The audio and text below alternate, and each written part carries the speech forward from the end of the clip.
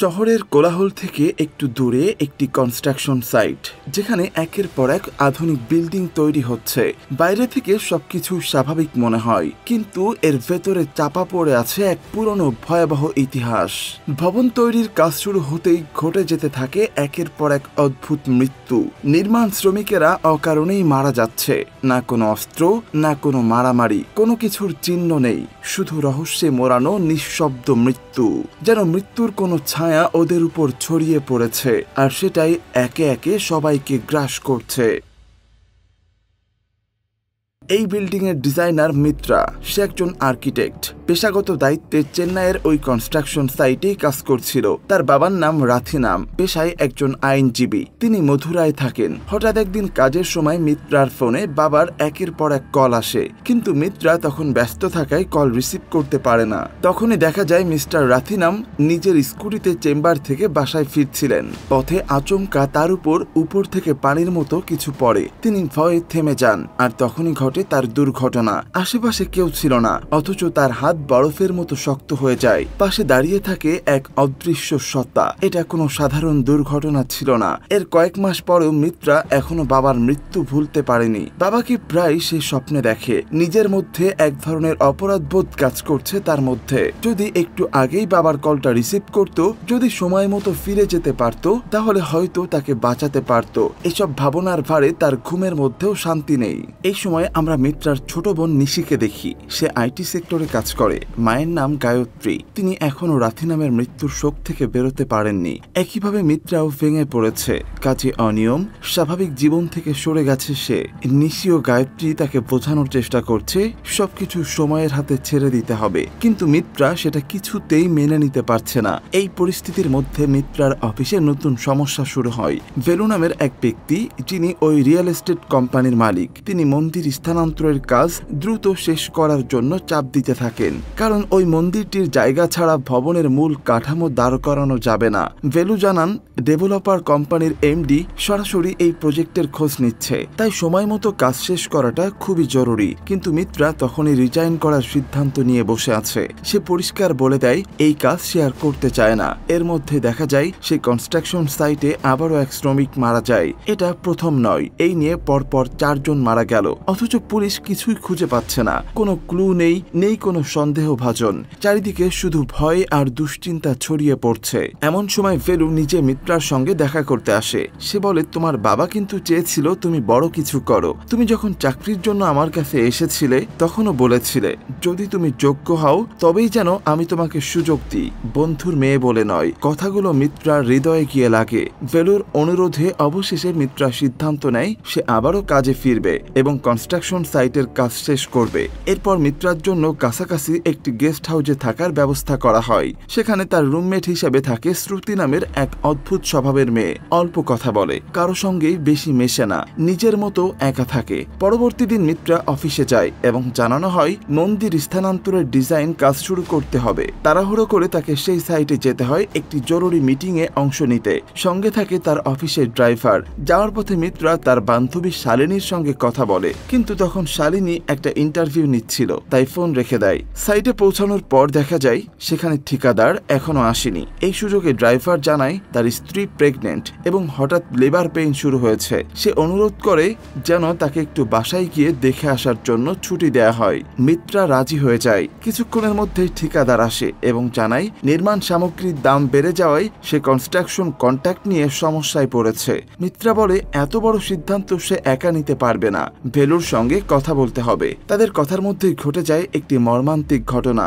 এক শ্রমিক হঠাৎ করে পড়ে যায়। চারপাশে আবারও আতঙ্ক ছড়িয়ে পড়ে। ঠিকাদার পরামর্শ দেয় মিত্রা যেন দ্রুত এখান থেকে চলে যায়। ড্রাইভার তখনও ফেরেনি, তাই মিত্রা সিদ্ধান্ত নেয় সেই বান্ধবী শালিনীর সঙ্গে বেরিয়ে যাবে। কিন্তু শালিনী তখনও ব্যস্ত ছিল। ঠিক তখনই মিত্রা একা দাঁড়িয়ে থাকে কাছের একটি বাস স্টপে দাঁড়িয়ে মিত্রা দেখতে পায় একটি কিশোরী মেয়ে বসে বসে কান্না করছে। মেয়েটির চোখে মুখে কেমন যেন এক গভীর কষ্ট, কিন্তু আশেপাশে তার কেউ কেউ নেই। কিছুটা অস্বস্তি নিয়ে মিত্রা ধীরে ধীরে তার দিকে এগিয়ে যায়। ঠিক তখনই পেছন থেকে একটা পুলিশের জিপ এসে দাঁড়ায়। সাথে সাথে সেই মেয়েটা আর নেই, হাওয়ায় মিশে গেছে, যেন কিছুই ছিল না। গাড়ি থেকে নেমে আসে ইন্সপেক্টর রিয়াজ। সে মিত্রার কাছে জানতে চায় এত রাতে এখানে সে কি করছে। তার প্রশ্নের উত্তর দিতে গিয়েও মিত্রা নিজেই দ্বিধায় পড়ে, কারণ সেও জানে না সে যা দেখেছে সেটা বাস্তব ছিল নাকি কল্পনা। ঠিক তখনই এসে পড়ে শালিনী। সে জানিয়ে দেয় মিত্রা তার বন্ধু, তারা একসাথে ফিরছিল।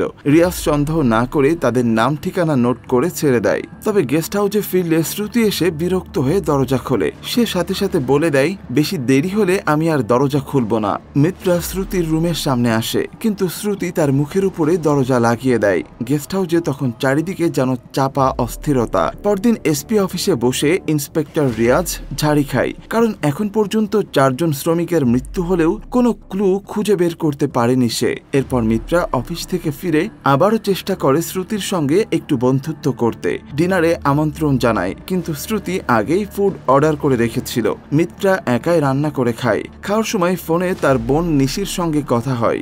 নিশি জানায় মা এখনো বাবাকে দেখছে বলে অনুভব করে। শুনে মিত্রারও গা ছমছম করে ওঠে। এরপর রাতে যখন সবাই ঘুমিয়ে পড়েছে, মিত্রা রুমে কাজ করছিল। হঠাৎ ঘরের লাইটগুলো ব্লিঙ্ক করতে শুরু করে। সে ফোনের টর্চ অন করে ঘরটা দেখতে থাকে। রান্নাঘরের দিকে যেতে যেতে হঠাৎ একটা বিশাল আওয়াজ পায়। কালো হাত চোখে পড়ে। একই সময় উপরের তলার ঘর থেকেও আসে ভয়ঙ্কর শব্দ। মিত্রা সাহস করে উপরে উঠে যায়, শ্রুতির রুমের দরজার দিকে। দরজার পাশের আয়নায় দেখতে পায় ছায়ার মতো কোনো সত্তা ভেতরে দাঁড়িয়ে আছে। ভয়ে কাঁপতে কাঁপতে যখন দরজা খুলতে যাবে, ঠিক তখনই ইলেকট্রিসিটি ফিরে আসে আর মিত্রা ফিরে আসে নিজের রুমে। পরদিন সকালে মিত্রা এই ইলেকট্রিসিটি সমস্যার কথা জানায় ওয়াচম্যানকে। সে বলে সে একজন ইলেকট্রিশিয়ান ডেকে দেখাবে। এরপর মিত্রা জানতে পারে গত 2 দিনে গেস্ট হাউসের সীমানার মধ্যে 2টো বিড়াল মারা গেছে। 2 দিনে 2টি মৃত্যু। সেই রাতে শ্রুতি নিচে নামে। মিত্রা দেখে তার কপালে কাটা দাগ। জানতে চাইলে শ্রুতি বলে কিছু না, কাপড়ে লেগেছে। তবে মিত্রার মন বলছিল ঘটনা অন্য কিছু। পরদিন ভোরে এক অটো চালক রাস্তায় দাঁড়িয়ে থাকা গেস্ট হাউসের দিকে তাকিয়ে দেখতে পায় জানালার পাশে ছায়ার মতো এক ভয়ানক কিছু দাঁড়িয়ে আছে। রাতে আবার দেখা যায় শ্রুতি নিজের ঘরের দেয়ালে মাথা ঠুকছে। সে নিজেই বুঝতে পারছে না সে কি করছে।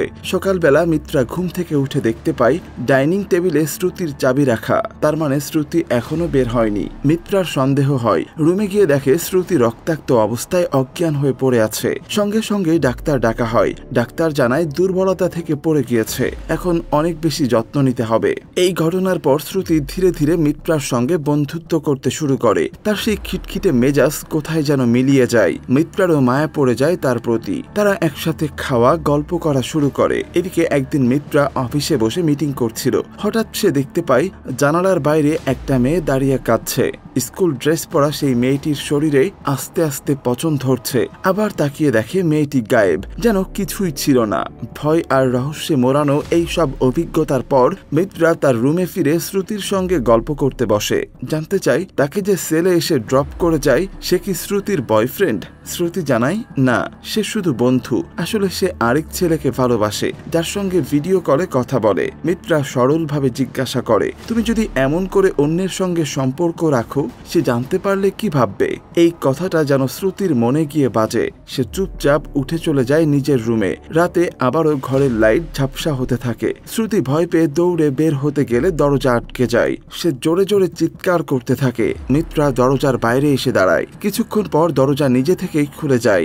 ভিতরে শ্রুতি ভয় আর আতঙ্কে এক কোণে বসে থাকে। এবার সে সবকিছু মিত্রাকে খুলে বলে। কিভাবে সে অনুভব করছে কেউ যেন তাকে নিয়ন্ত্রণ করছে, কিন্তু ঠিক কি তা বোঝে না। এরপর সে তার অতীতের কথা বলে। ছোটবেলা থেকেই তার বাবা মার মধ্যে সবসময় ঝগড়া হতো। তাদের সমস্যার দায় এসে পড়ে শ্রুতির উপরেই। বাবা মা ভিন্ন মতাদর্শের মানুষ হয়। শ্রুতি মানসিকভাবে ভেঙে পড়েছিল। সে বলে তারা এখনো ফিরলেও আমি আর মেনে নিতে পারবো না। শুনে মিত্রাও বলে আমি বাবার সঙ্গে 7 দিন কথা বলিনি। বাবা আমাকে প্রতিদিন কল করত, কিন্তু আমি রিসিভ করতাম না। শেষে একটা ভয়েস মেসেজ পাঠিয়েছিল, কিন্তু আমি তারও রিপ্লাই করিনি। আর দেখো, এরপর আর কোনো সুযোগ না দিয়ে বাবা আমাকে ছেড়ে চিরদিনের জন্য চলে গেল। এতেই বোঝা যায় দুজনের ভেতরে ভেতরে দুঃখ গেঁথে আছে। রাতে দুজনেই ঘুমিয়ে পড়ে, কিন্তু গভীর রাতে মিত্রা দেখে সেই স্কুল ড্রেস পরা মেয়েটি দরজা খুলে ঘরে ঢুকছে। তার পাশে দাঁড়িয়ে আছে এক বিভৎস চেহারার মহিলা। পরদিন সকালে শালিনী গেস্ট হাউসে আসে, দেখে মিত্রা এখনো ঘুমিয়ে। জাগানোর পর মিত্রা সবকিছু খুলে বলে। শালিনী সব শুনে বলে, আমার মনে হয় এটা কোনো নেগেটিভ এনার্জির কাজ। কিন্তু মিত্রা কিছুতেই বিশ্বাস করতে চায় না, ওর মনে হয় সবটাই দুঃস্বপ্ন। তবে শালিনী তার বন্ধু মনোরোগ চিকিৎসক বিশ্বর কথা বলে, তুই একবার তার সঙ্গে দেখা কর। প্রথমে মিত্রা রাজি না হলেও শেষে বাধ্য হয়। বিশ্ব গেস্ট হাউসে আসে, সব পর্যবেক্ষণ করে প্রথমে শ্রুতির সঙ্গে কথা বলে, এরপর মিত্রার হাত ধরে। আর ঠিক তখনই সে অনুভব করে মিত্রার পেছনে এক আত্মার উপস্থিতি, কিন্তু কিছুই বলেনি। তখন বিশ্বাসযোগ্যতা আর নিরাপত্তার জন্য বিশ্ব যখন মিত্রার হাত ধরেছিল, সে তখনই আত্মার উপস্থিতি অনুভব করছিল, কিন্তু সে কিছুই বলেনি। সে চেয়েছিল আত্মাটি যাতে মিত্রার সঙ্গে যোগাযোগের চেষ্টা বন্ধ না করে। এরপর বিশ্ব জানতে চায়, বাস স্টপে যেদিন মিত্রা কান্নারত সেই মেয়েটিকে দেখেছিল, তখন তার অনুভূতি কেমন ছিল। মিত্রা দ্বিধায় পড়ে, আমি জানি না তারা সত্যি ছিল নাকি এটা আমার কল্পনা। বিশ্ব তখন জিজ্ঞেস করে, তোমার বাবা কি এখনো স্বপ্নে আসে? মিত্রা জানায়, না, ওই ঘটনার পর থেকে আর আসে না। এই কথায় বিশ্বর ধারণা আরো দৃঢ় হয়, এটা কোনো দুঃস্বপ্ন নয়, বরং বাস্তবেই কিছু ঘটছে। কোনো নেগেটিভ এনার্জি বারবার মিত্রার সঙ্গে কমিউনিকেট করার চেষ্টা করছে। বিশ্ব তখন মিত্রাকে তার এক প্রফেসরের সঙ্গে দেখা করার পরামর্শ দেয়, কিন্তু মিত্রা এসব বিশ্বাস করে না। তার যুক্তি, আমি তো কাউকে কষ্ট দেইনি, কোনো আত্মা আমার সঙ্গে যোগাযোগ করতে চাইবেই বা কেন? এরপর মিত্রা বলে, যদি সত্যি কোনো আত্মা থাকে তাহলে সে কেন যোগাযোগ করছে সেটা জানতে হবে। তার মনের গভীরে প্রশ্ন, এই সব কিছুর পেছনে উদ্দেশ্যটা কি?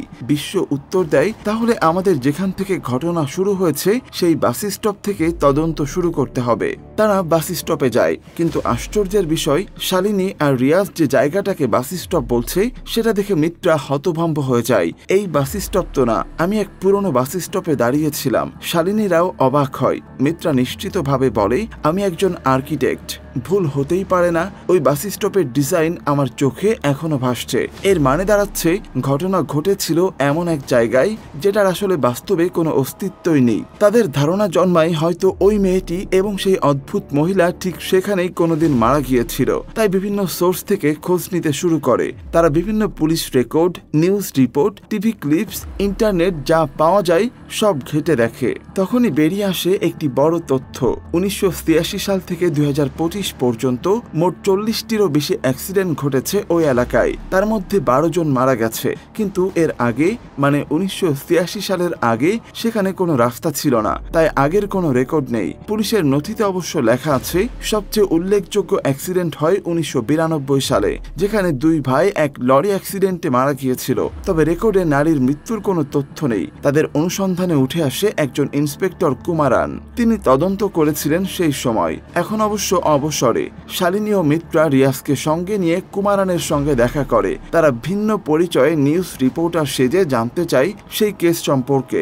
কুমারান ছবি দেখেই চিনে ফেলেন, বলেন 3 ভাই ছিল, ছোট 2 ভাই লরির ধাক্কায় স্পটেই মারা যায়। বড় ভাই তাদের লাশ দেখে শকে পড়ে হার্ট অ্যাটাকে মারা যায়। মিত্রা তখন নিজের বাবার পুরনো ফাইল থেকে পাওয়া বাড়ির ফটোটা দেখায়। কুমারান চিনে ফেলেন এই বাড়ি ছিল ওই বড় ভাইয়ের, কিন্তু সে কিনেছিল এক বিধবা নারীর কাছ থেকে। আরো বলেন ওই নারীর একটা স্কুল পড়ুয়া মেয়ে ছিল, কিন্তু কিছুদিন পর লোকমুখে শোনা যায় সেই নারী নিজেই নিজেকে খুন করে আত্মহত্যা করে। মিত্রা তখন জানতে চাই, আপনারা তো তদন্ত করেছিলেন, তখন ওই নারীর প্রেমিক বা প্রতারকের বিরুদ্ধে ব্যবস্থা নেননি কেন? উত্তরে কুমারান বলেন, আমাদের কাছে কেউ কোনো অভিযোগ করেনি, কোনো আত্মীয় স্বজন ছিল না, তাই কেসটা আত্মহত্যা হিসাবে বন্ধ করে দিতে হয়। এবার মিত্রা নিজের বাবার ছবি দেখিয়ে জানতে চাই, আপনি কি ওনাকে চেনেন? কুমারান অস্বীকার করেন, কিন্তু এখানেই জট খোলে। কুমারান জানায় সেই নারী যাকে বিশ্বাস করেছিল তার নাম ছিল রাম, সে ছিল প্রতারক। আর কুমারানের কথায় উঠে আসে ওই নারীর নাম ছিল সরস্বতী, মেয়ের নাম ছিল পিঙ্কি। প্রেমিকের সঙ্গে পালিয়ে গিয়ে নতুন জীবন শুরু করতে চেয়েছিল তারা, কিন্তু শেষমেশ রাম তাদের ঠকিয়ে সমস্ত টাকা নিয়ে নিয়ে পালায়। এই তথ্য শুনে মিত্রা আর চুপ থাকতে পারে না। তার বাবার মৃত্যুর পর থেকে তার মনে যেসব প্রশ্ন ঘুরপাক খাচ্ছিল এবার যেন একে একে সব উত্তর সামনে আসছে। কিন্তু তার বাবার নাম ওই বাড়ির ডকুমেন্টে সাক্ষী হিসাবে কিভাবে এলো? যদি সে কোনো দোষ না করেও জড়িত থাকে তবে কাদের চাপ ছিল তার উপর? মিত্রা সিদ্ধান্ত নেয় সবকিছু জানতে হলে রামকে খুঁজে বের করতে হবে, কারণ সেই জানে পুরো ঘটনার মূল রহস্য। কিন্তু রাম এখন কোথায়, সে বেঁচে আছে কিনা তাও কেউ জানে না। রিয়াজ পুলিশ রেকর্ড রুম ঘেটে দেখে 1992 সালের ডিসেম্বরে রাম নামের একজনকে রেল স্টেশন থেকে অনেক টাকা সহ গ্রেফতার করা হয়েছিল। সে 7 বছর জেল খাটে এবং 1999 সালে মুক্তি পায়। তার সঙ্গে একই সেলে কোদাই রবি নামের একজন কয়েদি থাকত। সে রবি হয়তো রামের খোঁজ খবর জানে। রিয়াজ যখন জানতে পারে রাম আর কোদাই রবি দুজনেই একই সাথে থাকতো, তখন সে ধরে নেয় রবি হয়তো এখনো জীবিত আছে আর রামের বিষয়ে কিছু জানে। তাই শুরু হয় রবিকে খুঁজে বের করার মিশন। রেকর্ডে জানা যায় রবি কোদাই ক্যানেলে থাকে। মিত্রা, বিশ্ব আর শালিনী একসাথে রওনা দেয় কোদাই ক্যানেলের দিকে। রিয়াজ ব্যস্ত থাকায় বলে, তোমরা আগে যাও, আমি 2 দিন পর গিয়ে তোমাদের সঙ্গে যোগ দিচ্ছি। কোদাই পৌঁছে তারা জানতে পারে রবি এখন আর জীবিত নেই। রবি নাকি জেল থেকে বের হয়ে কিছুদিন ভালোই ছিল। তখন জর্জ নামের একজন ব্যবসায়ী তাকে কিছু কাজে সাহায্য করেছিল, কিন্তু হঠাৎ করে রবি আত্মহত্যা করে। কেউ জানে না কেন। তবে রবির পরিবার জানায় রবি ছাড়া পাওয়ার পর রাম নামের একজন তার সঙ্গে থাকতো কিছুদিন। এরপর সে কোথায় গেছে কিচ্ছু জানে না তারা। তবে একটা কথা তাদের মনে আছে, জর্জ স্যারই রামকে কোথাও কাজে পাঠিয়েছিলেন। তারা বিশ্বাস করে জর্জ হয়তো এখনো জানেন রামের ঠিকানা। এটা শুনে মিত্ররা আবার ফিরে আসে কোদাইয়ের রিসোর্টে। তারা এখন নিশ্চিত জর্জের সঙ্গে দেখা করলে রামের অবস্থান জানা যাবে। বিশ্ব বলে, আমি জর্জের বাড়ির খোঁজে যাই, আর শালিনী অফিস থেকে মেইলে কিছু ডকুমেন্ট পাবে, তাই তাকে ইন্টারনেট ক্যাফেতে যেতে হবে। মিত্রা রিসোর্টে থেকে যায়। মিত্রা তখন রিসোর্টের এক ওয়েটারকে বলে, আমি জর্জ স্যারের সঙ্গে দেখা করতে চাই। ওয়েটার অবাক হয়ে বলে, জর্জ স্যার তো মাঝে মাঝে আমাদের রেস্টুরেন্টে আসেন, আজকেও এসেছেন, আপনি চাইলে আমি কথা বলিয়ে দিতে পারি। এটা শুনে মিত্রার তো দেরি সইছে না, কিন্তু যখন সে রেস্টুরেন্টে যায় তখনই শুনে জর্জ স্যার মাত্রই বেরিয়ে গেছেন এবং কালই দিল্লি চলে যাবেন। শুনেই মিত্রা দৌড়ে তার পেছনে ছুটে যায়, কিন্তু ততক্ষণে জর্জ গাড়ি নিয়ে চলে গেছে। ওয়েটার তখন মিত্রাকে রিসোর্টের গাড়ি দিয়ে দেয়। মিত্রা সেই গাড়ি নিয়ে জর্জকে অনুসরণ করতে থাকে। কিছুক্ষণ ফলো করার পর অবশেষে সে পৌঁছায় জর্জের বাড়িতে। দরজা খুলে জর্জ বের হন এবং বলেন, আজ একটু তাড়া আছে, পরে দেখা করুন। মিত্রা অনুনয় করে, আমি চেন্নাই থেকে এসেছি, আপনার কাছ থেকে জানার মতো খুব গুরুত্বপূর্ণ কিছু আছে। এদিকে রিসোর্টে রিয়াজ এসে পৌঁছে।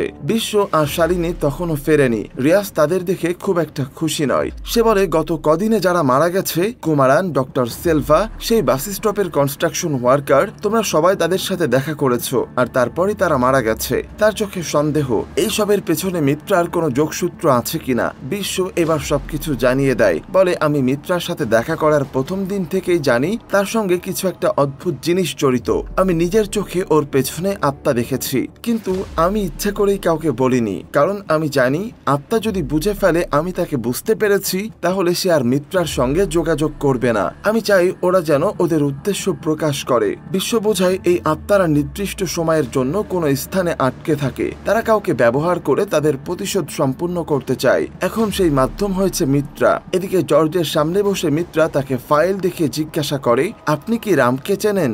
জর্জ একটু থেমে বলেন, তুমি যে রামের কথা বলছো সে একসময় এখানে ছিল, কিন্তু সে আমাদের অনেক কিছু গোপন করেছিল। জর্জ এবার সবকিছু খুলে বলে। সে জানায় রাম সেই সময় সরস্বতীদের বাড়ির পাশে লেবারের কাজ করত।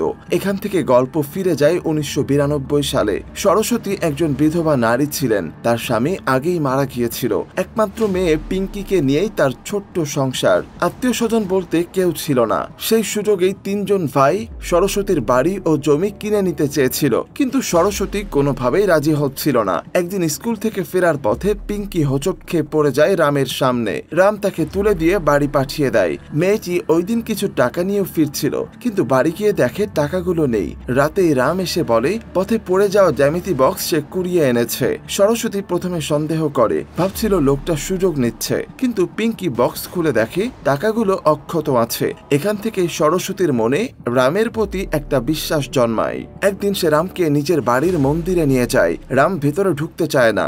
সরস্বতী বলে এই মন্দির তার দাদার আমলের এবং এতটা শক্তিশালী যে কোনো অপশক্তি বাড়ির ভেতরে ঢুকতেও পারে না, বেরোতেও পারে না। কিন্তু সরস্বতী জানতো না সেই অশুভ শক্তিটাই তো রাম। কিছুদিন পর সেই 3 ভাই আবার আসে জমি কেনার জন্য।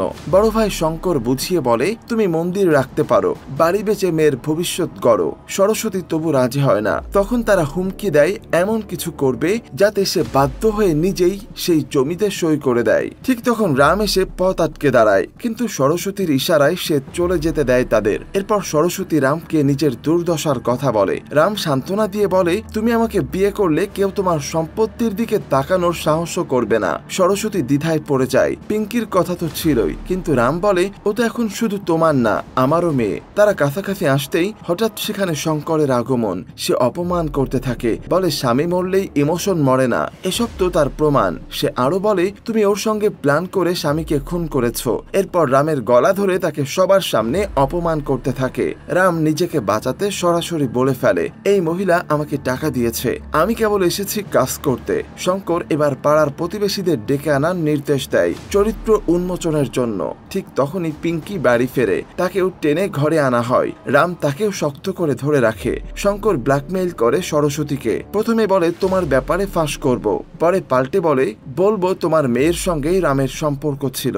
নিরুপায় সরস্বতী সই করতে রাজি হয়, কিন্তু ভয়াবহ ঘটনা ঘটে। এরপর রাম পিঙ্কির মুখ চেপে ধরায় সে শ্বাসরোধ হয়ে মারা যায়। চোখের সামনেই মেয়ের মৃত্যু দেখে সরস্বতী ক্ষিপ্ত হয়ে শঙ্করকে মারতে যায়। তখনই রাম সরস্বতীর মাথায় আঘাত করে, সে মাটিতে লুটিয়ে পড়ে। এরপর তার টিপসই নিয়ে নেওয়া হয়। তারপরে যখন দেখে সরস্বতী মরেনি, শঙ্কর বলে তাকে মেরে ফেলো। রাম তার গলা টিপে হত্যা করে। তাদের মরদেহ লুকাতে শঙ্কর যোগাযোগ করে কুমারান নামের এক পুলিশ অফিসারের সঙ্গে। সে জানায় এক পরিচিত ডাক্তার আছে, ডক্টর সেলফা। প্ল্যান হয় সরকারি হাসপাতালে এই বডিগুলো পৌঁছে দেয়া হবে এবং বেওয়ারিশ লাশ বলে সৎকার করে দেয়া হবে। এরপর সব গল্প সাজিয়ে ঘটনাটিকে আত্মহত্যা হিসেবে ক্লোজ করে দেওয়া হয়। এভাবেই সরস্বতী আর পিঙ্কির মৃত্যু চাপা পড়ে যায়। এমন নির্মম বাস্তবতা শুনে মিত্রার মাথা ঝিম ধরে যায়। সে জিজ্ঞেস করে, আমার বাবা একজন আইনজীবী, কিভাবে এই অন্যায়ের অংশ হলেন? তখন গল্প আবার ফিরে যায় ফ্ল্যাশব্যাকে। শঙ্করেরা রাথিনামকে ডেকে ডকুমেন্টস দেখায়, কিন্তু রাথিনাম বলে, এখানে তো মেয়েটার সই নেই। তারা বলে, ওরা তো বম্বে চলে গেছে, সই কোথা থেকে আনবো?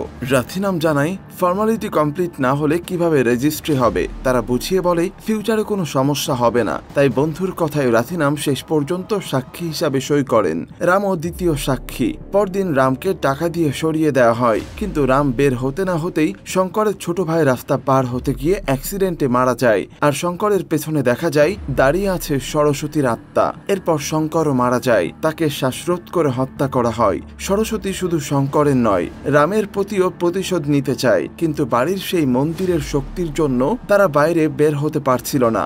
রাম সেই রাতে পালানোর সময় ধরা পড়ে পুলিশের কাছে। এদিকে রিয়াজ ফোনে কল পান রেকর্ড রুম থেকে। সেখানে রামের পুরনো কেস ফাইল পাওয়া গেছে, যেখানে তার ছবি আছে। রিয়াজ বলে, দ্রুত ছবিটা পাঠাও। কিছুক্ষণের মধ্যে সেই ছবি মিত্রার ফোনে পৌঁছায়। সে ছবিটি খুলে দেখে আর অবাক হয়ে যায়। এই লোকটা যার সামনে বসে সে কথা বলছে সেই রাম। এবার উঠে দাঁড়িয়ে বলে, তুমি বলছো তুমি জর্জ, কিন্তু তুমি আসলে রাম। রামের মুখ থেকে সব সত্য শোনার পর মিত্রা আর চুপ করে থাকতে পারে না। সে বলে, ওই উকিল আমার বাবা ছিল। এটা শুনে রামের মুখ কেঁপে ওঠে, কিন্তু সে হাসি মুখে বলে, তাহলে এখন তো শুধু আমি আর তুমি বেঁচে আছি। তুমি তো ওই রাতে ওখানে ছিলে, তোমার হাতেই কিন্তু রাথিনামের প্রথম পেমেন্ট গিয়েছিল। তাই বাঁচতে চাইলে এখান থেকে পালিয়ে যাও। কিন্তু মিত্রা বলে, আমি কিছুতেই এই জায়গা থেকে যাব না। আমি তোমার সব কুকর্মের কথা পুলিশের কাছে ফাঁস করে দেব। রাম তেলে বেগুনে জ্বলে ওঠে। হঠাৎ সে মিত্রার গলা চেপে ধরে হুমকি দেয়, তুমি আমার কিছুই করতে পারবে না যতদিন ওই মন্দির সেখানে আছে। কিন্তু ঠিক তখনই মিত্রা মুখ ঘুরিয়ে তার দিকে এক চর বসিয়ে বলে, তুমি ভুলে গেছো ওই মন্দির এখন আর নেই, সেটা আমরা ভেঙে ফেলেছি। রামের চোখে মুহূর্তেই ভয় ফুটে ওঠে, তার আত্মবিশ্বাস ভেঙে পড়ে। তখনই রিয়াজ এসে পড়ে, দেখে রাম পালানোর চেষ্টা করছে। জঙ্গলের ভিতর রাম ছুটে চলেছে, আর তার পেছনে ছড়িয়ে পড়ছে বরফের মতো কোনো শক্তি। একসময় তার পা আটকে যায়, আর ধীরে ধীরে সারা শরীর জমে বরফে পরিণত হয়। শেষ মুহূর্তে দেখা যায় কোনো এক নারী হাত বাড়িয়ে তার শরীরে ছোঁয়া দিতেই সে চূর্ণ বিচূর্ণ হয়ে ধুলায় পরিণত হয়। এভাবেই মা মেয়ের আত্মা তাদের প্রতিশোধ সম্পূর্ণ করে এবং বহু বছরের একটি কালো ইতিহাসের অবসান ঘটে। রামের মৃত্যু দেখে রিয়াজ কিছুক্ষণ স্তব্ধ হয়ে দাঁড়িয়ে থাকে। যে দৃশ্যটা সে চোখের সামনে দেখলেও তা ব্যাখ্যা করার মতো কিছুই না।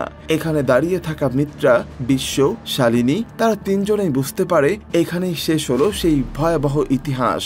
সরস্বতী ও তার মেয়ে পিঙ্কি যারা এত বছর আটকে ছিল, আজ তারা মুক্ত। এরপর মিত্রা ফিরে আসে চেন্নাইয়ে। মিত্রা সিদ্ধান্ত নেয় সে এবার কিছু একটা করবে। সেখানে সে শুধু বিল্ডিং দাঁড় করাবে না, বরং সে ঠিক করে ওখানেই নতুন করে প্রতিষ্ঠা করবে সেই পুরনো মন্দির। আর আমাদের আজকের গল্পটা এখানেই শেষ হয়ে যায়। গল্পটা কেমন লাগলো কমেন্ট করে জানাতে একদমই ভুলবেন না। নতুন কোনো মুভি এক্সপ্লেনের জন্য রেডি থাকুন। আর আজকের মতো বিদায় নিচ্ছি, দেখা হবে পরের কোনো ভিডিওতে। সে পর্যন্ত সবাই ভালো থাকবেন, সুস্থ থাকবেন আর সিনে কাহিনীর সাথেই থাকবেন। আল্লাহ হাফেজ।